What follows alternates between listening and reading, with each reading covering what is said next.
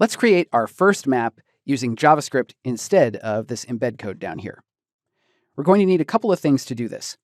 A Microsoft account, which you can get at live.com for free, and an API key, which you can get here at bingmapsportal.com.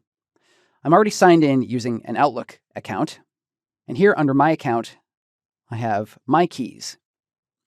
So far, I don't have any keys, so it's prompting me to create one. We'll call this JavaScript for Web Designers example. This is going to be a basic key that I'm going to use for development and testing. You could choose that this is going to be used on a website if you're going to actually put it on a website. I'll just create the key. There we go. Now I can see this. Now you're going to need to create one of these yourself. If you try to use the key that you see here in this course, it's not going to work because this key will be gone once we're done. You're just going to follow the same procedure to get your key. So I'm copying this giant string, and I'll be using this later. Now keep in mind, most APIs require keys like this and place limits on how much you can use them before you need to start paying some money. The limits are generally quite generous, so when you're learning, it would be almost impossible to run into them. But just be aware, when using these free APIs on things like websites live on the internet, it could result in maps eventually not working, at least for a time. In any case, we have our key. So let's go back to the code, and we'll start making some changes. First of all, I'm going to scroll down and get rid of that embedded map. Here we are. So I can ditch all of this code. I have a placeholder here for where we're going to put the map eventually, just an empty div for now. We're not using it yet, just keep in mind that it's there. And then in my script file, I'm going to save that API key that I created earlier.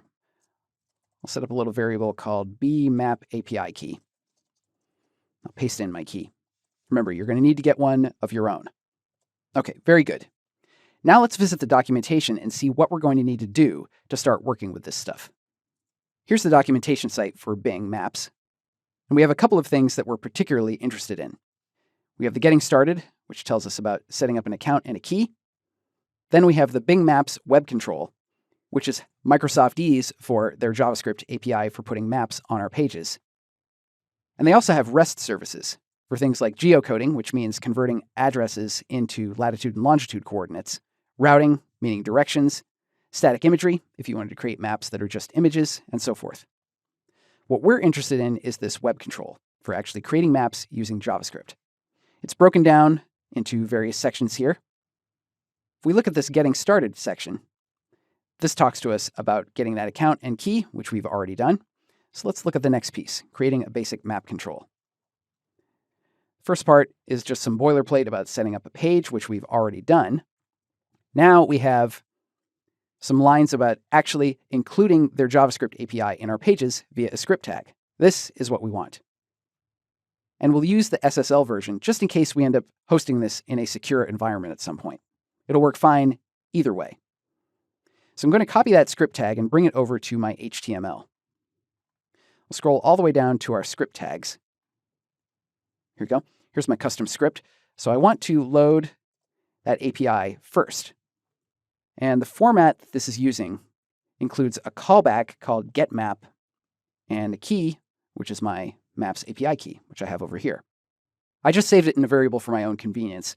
I'm going to copy this and follow their example. Just paste it in right here. I feel like I'm just going to rename this callback to initMap.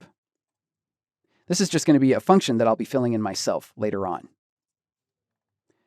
Do we have anything else here? Yes, we need a place to put the map, which we already have in our project, and I've already added a little bit of styling for it to make sure that it'll look nice when it loads. Then finally, we're going to need that function, which they're calling getMap. I've decided I'm going to call it initMap, so we'll add that to our script tag. Function initMap.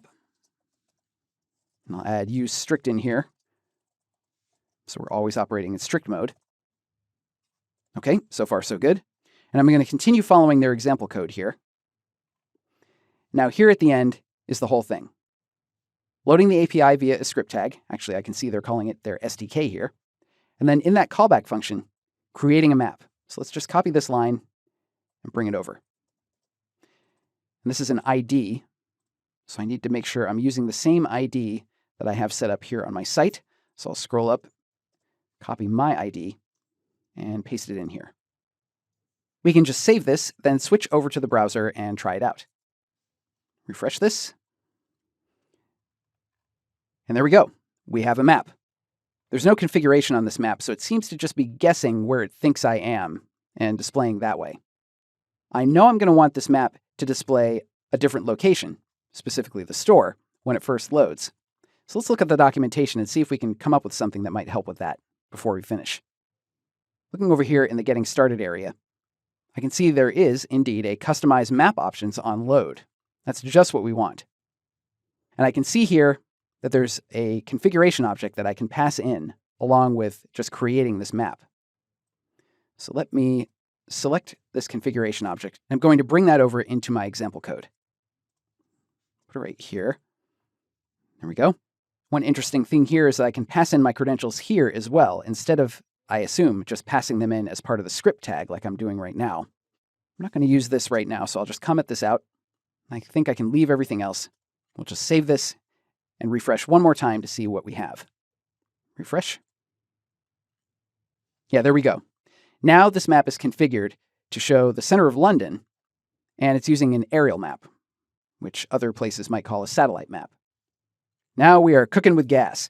We have a map displaying, created entirely with the Bing Maps JavaScript API. It's not displaying exactly what or how we want to just yet, but that's what we'll be addressing next.